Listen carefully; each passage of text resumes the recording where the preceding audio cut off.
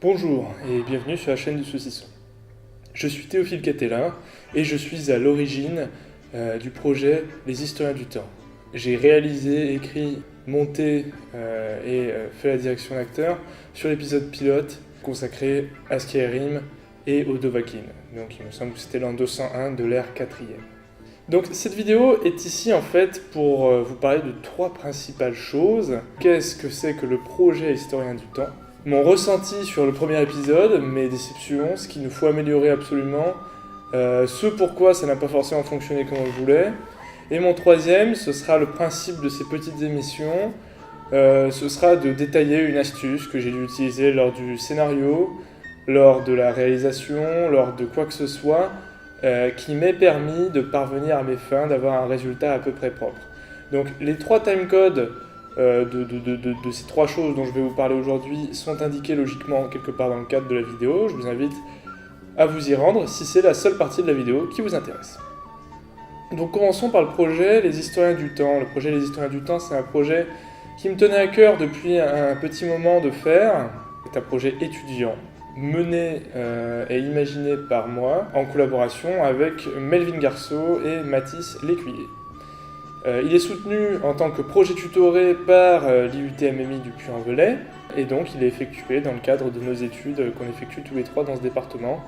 Nous sommes en deuxième année donc, et il vise à nous perfectionner dans la technique et dans l'écriture, notamment de courts-métrages.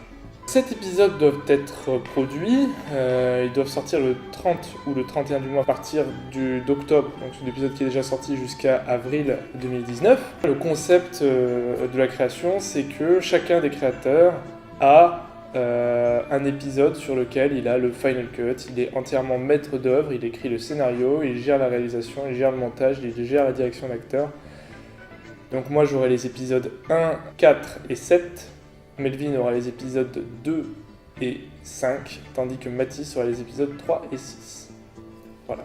On prend tout conseil, on écoute, et on a besoin de retour pour obtenir un résultat propre. Donc c'est un peu vous qui faites vivre l'émission, et c'est vous qui donnez un peu du sens à notre travail. Donc tous vos retours sont pour nous des aides précieuses qu'il nous faut avoir si vous croyez en cette série. Maintenant, l'épisode spécifique des Historiens du Temps dédié à Skyrim. Ce qu'il faut savoir, c'est que sur cet épisode, comme je le disais plus tôt, j'ai pensé la mise en scène, j'ai tout écrit, le scénario. Le résultat final est en demi-teinte, c'est la moindre qu'on puisse dire. Bon, on m'a dit récemment que la vraie défaite aurait été de ne pas sortir le projet, et c'est un peu ce que je pense, donc c'est une vision que j'aime bien. Mais dans les faits, il faut admettre que ce n'est pas quelque chose de vendable, ce n'est pas quelque chose de bien, ce n'est pas quelque chose de distrayant, ni de sympathique.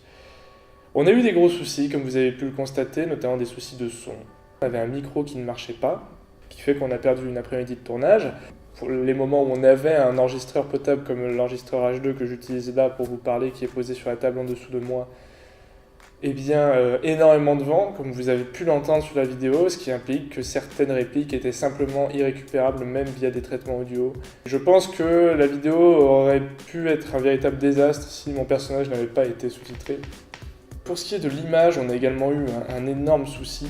La carte SD a fonctionné lors de l'enregistrement du tournage, mais est purement et simplement morte durant l'export.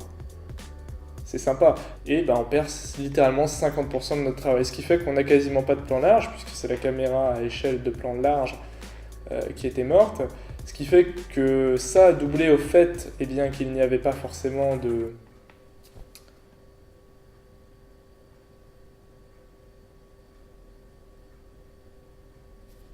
vous m'avez compris. Ça, doublé au fait qu'il n'y avait pas forcément... de toutes les pistes audio exploitables faisait qu'on avait souvent une synchronisation labiale désastreuse. On m'a aussi dit que l'épisode était trop long, effectivement, selon le cahier des charges qu'on s'était fixé, les épisodes sont censés être plus courts, on y fera beaucoup plus attention à l'avenir. Et bien sûr, il y a évidemment tous les inconvénients de tournage spécifiques à ce tournage-là, et notamment un hérisson. Je ne sais pas comment fonctionne la mort ou la reproduction des hérissons, je ne me suis pas du tout renseigné sur le sujet. Mais ce qui est sûr, c'est qu'on avait des épines, dans très grand nombre, des épines de hérisson, exactement à l'endroit où je m'asseyais, ce qui était douloureux pour mon fessier et mon séant. Et du coup, je vous déconseille de vous asseoir sur un hérisson. ça fait mal. C'est aussi à ça que nous sert notre projet, nous, en tant qu'étudiants. Nous sommes en formation, c'est-à-dire qu'on ne connaît pas tout du métier de l'audiovisuel, ni des métiers de l'audiovisuel. On se cherche, entre guillemets, encore un petit peu, tels des ados fébriles qui découvrent les joies de la vie, ce genre de choses. Il y a des fois où l'on fait des choses pas forcément nickel, pas forcément bien. Certains plans larges manquaient, comme je l'ai dit, certains plans de dialogue manquaient. Ça, c'est des choses que, évidemment, il nous faut corriger également, et dans les plus brefs délais. J'espère notamment que Melvin, dans le projet, arrive du coup logiquement en fin de mois, parviendra à surmonter tous ces problèmes. Dans tous les cas, on est là ici pour apprendre et pour s'améliorer. On espère qu'on s'améliorera avec vous. Vous l'avez aussi pu peut-être constater si vous étiez tenu un petit peu au courant de mon actualité, que le projet a eu quand même énormément de retard. Il était censé sortir le 31 octobre, il est sorti, je crois, de mémoire le 4 novembre, ce qui fait quand même 4 jours de retard, ce qui est absolument énorme. C'est pour à peu près tous les soucis que je viens d'évoquer. Je me refusais à sortir la vidéo complètement bâclée. Pour moi, ça aurait été vraiment une perte sèche de temps. Là, au moins, j'ai plus ou moins réparé ce que j'ai pu réparer, et ça peut montrer que si on me laisse le temps, si je me motive, si j'ai les outils pour, je peux sauver un projet de la Noël, parce que je pense que c'est vraiment ce qu'on a fait avec cet épisode des Historiens. Du côté des réussites, de ce dont je suis satisfait, que je trouve, et je persiste à trouver le scénario assez bon, c'est vraiment ce dont je suis le plus fier, moi, en tant que créateur du projet.